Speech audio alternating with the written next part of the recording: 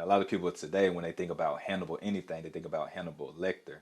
But Hannibal Lecter was actually based off of Hannibal Barca, which was one of the maniacal forces in the BCs, as many of the battles were very bloody. And going back to the Battle of Cannae, one person, a hundred soldiers died every minute. You can see how bloody that is. That's why when people get married, they make a covenant to one another because it's bonded through love. Hey, what's going on, everybody? I'm Michael Q, LAU, and welcome to another episode of the ABEL show, where it stands for Always Be Executing and Learning. And today, during the month of Black History Month, we're going to be changing that E from execution to education, as I'm going to be educating you on the little known, unknown Black history facts. All right, today's unknown, little known history fact is going to come from the page of Hannibal Barca, as he was one of the formidable foes of the Roman Empire. And beyond that, he's also one of the military strategists that was responsible for some of the strategies that go on today and that happened during the Second Punic War. And if you don't know the story, just tap in and don't tap out. Hannibal Barca was born in 235 BC from his dad, Hannibal Barca, who is also one of the great warriors of his time and commander, as he faced Rome during the First Punic War. Although his father faced defeat against the Romans, he swore that he would get his revenge and never surrendered to them. So as a result, Carthage had to surrender a very popular colony of Sicily, and then they had to pay remunerations as well. According to Roman historians, Barca required the young Hannibal Barca to swear a blood oath of external hostility towards the Romans. An interesting thing about a blood oath is actually a covenant that people make between each other as a contract of love, whereas when people make a contract that's on like a document, it's a contract based on distrust, but a covenant is based on trust. That's why when people get married, they make a covenant to one another because it's bonded through love.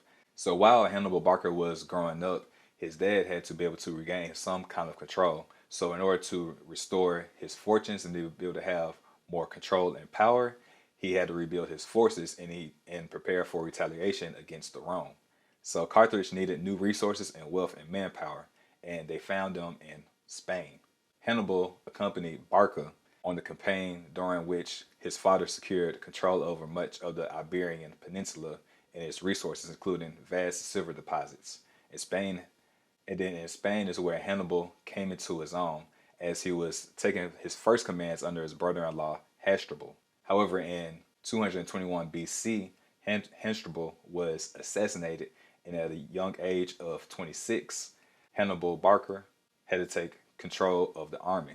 So up until the defeat of Hamilcar in the First Punic War, the Romans and Carthage were pretty much equal. However, after the defeat, the Romans, they increased their naval support, so they are now more of a dominating country on the sea. So in order for Hannibal to be able to defeat the Romans, his best chance was to be able to do a land siege versus fighting on water. And because they had controlled Spain, they were able to gain allies in Northern Africa, Spain, and Gaul. And they also got some recruits from Northern Italy, the Celts, who pretty much hated the Romans as much as Hannibal. So with all of these forces, they decided to do something that was a little bit strange. And they went through the mountainous Alps to be able to gain an advantage over the Romans. Now, when you're going through the Alps, you have the different mountains, you have different landscapes, and it's a lot of things that you have to overcome. So they entered in with 40,000 troops, and they had a lot of elephants with them as well. And elephants is one of the reasons why we have tanks today. Are you tired of being tired, of not having enough energy to last you throughout the day? Are you worn out at work, too drained to go to the gym, or too sluggish to play with your kids, and too tired to hang out with your friends and your family? Don't worry, you're not the only one. In fact, 1 in 3 Americans struggle with having enough energy to last throughout the day. But there's good news, because you can change all that by focusing on your gut health. Did you know that your gut has good and bad microbiomes that grow inside of it? And the more that you feed it good, the healthier and livelier that you feel. When you feed the bad ones, over time, you start to feel bad, then sad, and it turns into a fad that you feel like you can't escape. And it becomes your personality, aka your personal reality, and you feel like you cannot escape it, and you accept life as it is, and that it won't change. But that's where you're wrong. You just have to be able to shift your focus. See, most people fall into the trap of the SAD diet, or the standard American diet, which focuses on fast food, which is cheap and high in calories, rather than nature's fast food, which are fruits, vegetables, grains, nuts, and legumes that help nourish your body so that you can flourish. It's also no mistake that 90% of Americans do not eat enough fruits and vegetables according to the daily recommendations, and that's only 5 servings a day. What if I told you you can have the equivalent of 6 superfood salads all in one that's all natural, organic, whole foods? Yes, natural, organic, whole foods. And you can make and consume it in under a minute, and it only costs $4 a day.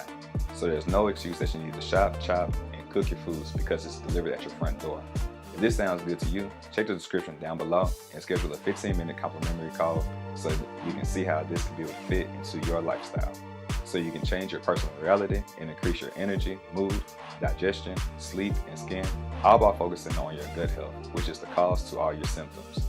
Don't believe me? Just Google gut health blank and you'll find plenty of research articles that find a connection. Back to the video.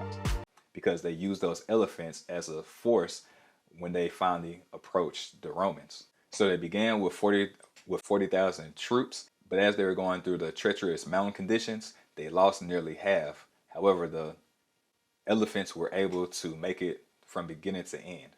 And one of the Roman historians described the battle that was to come as at the head of the column were the cavalry and elephants. Hannibal himself, with the pick of the infantry, brought up the rear, keeping his eyes open and alert for everything contingency.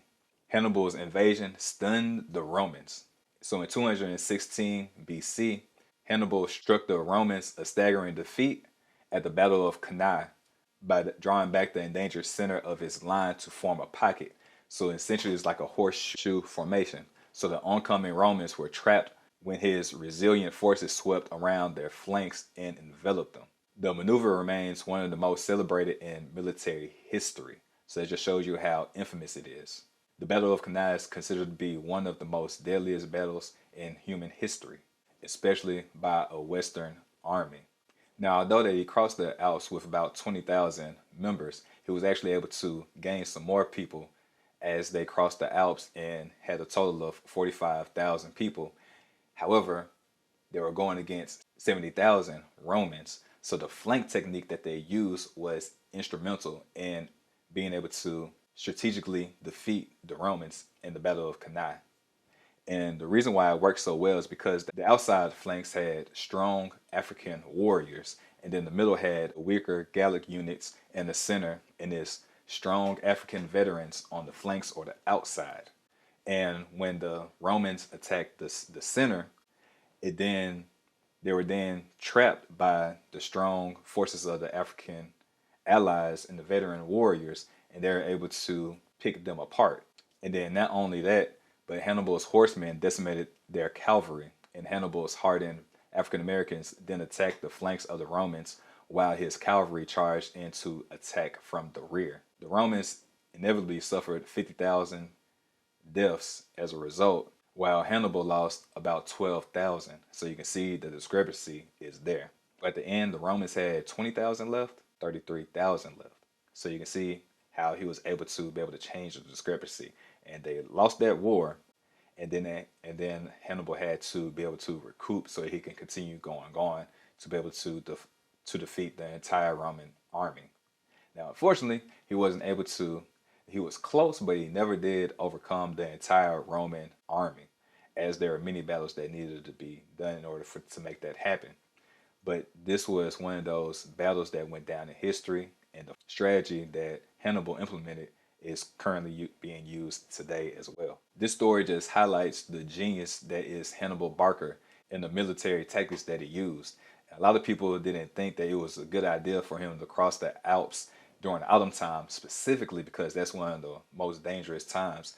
And a lot of people said that in order for them to be able to survive, they were going to have to eat the carcasses of the people that were going alongside with them. However, they were able to make it over the Alps through the 17 days that it took them to get there.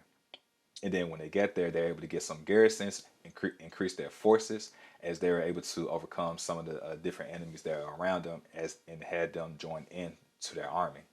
Some of the different things that they did throughout the journey was during the Battle of Trebia, where they utilized the terrain to their advantage, putting some warriors inside of the water, and as their enemies crossed, they would attack them.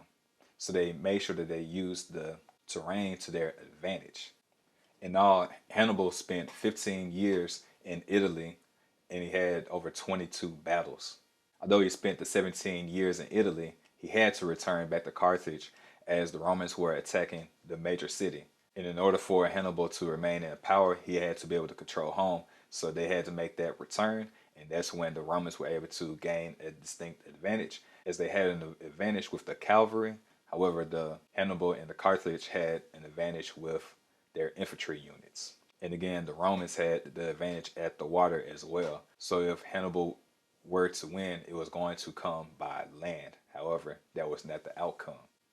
So this is a story of Hannibal Barca and how he used military tactics that were used back then and how they're utilized in today's society as well. And a lot of people today, when they think about Hannibal anything, they think about Hannibal Lecter. But Hannibal Lecter was actually based off of Hannibal Barca, which was one of the maniacal forces in the BCs, as many of the battles were very bloody. And going back to the Battle of Cannae, one person, 100 soldiers died every minute. You can see how bloody that is.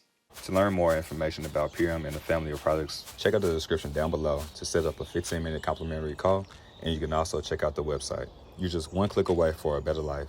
Your health is too important to continue to push it off. Go ahead and check out the website and see if a product fits you. And one thing that I find to be interesting is that a lot of the sources that I find, there's a lot of debate as far as the origin of his skin, whether he's African or he's European. And I just think that it's interesting how the victor goes to spoils, and they're able to tell the stories of how everything came to be. He was indeed of African descent. So I just wanted to be able to highlight Hannibal Barca and his military accomplishments. All right, thank you for tapping in and never tapping out. And if you enjoyed this video, check out this video. It's talking about some of the things that you use every single day that was created by a black person. And the inventor that created this is Louis Lattimore. And if you see this purple light behind me, if you see these lights shining onto my face, he was the person that's responsible for carbon filament that goes inside the light bulb to make it work safely and longer. And that's the reason why we have so much light inside of our houses, because he made it cost efficient and increased the production line. So if you want to know more information, check out this video. And as always, like, share, and subscribe, and smash that notification bell so then you can get the next video when I drop it tomorrow, because during the month of February, I'm going to be going 28 for 28, dropping a video every single day. So smash that notification bell so you can get the next video ASAP. As always, you all stay fearfully fit and fearfully blessed.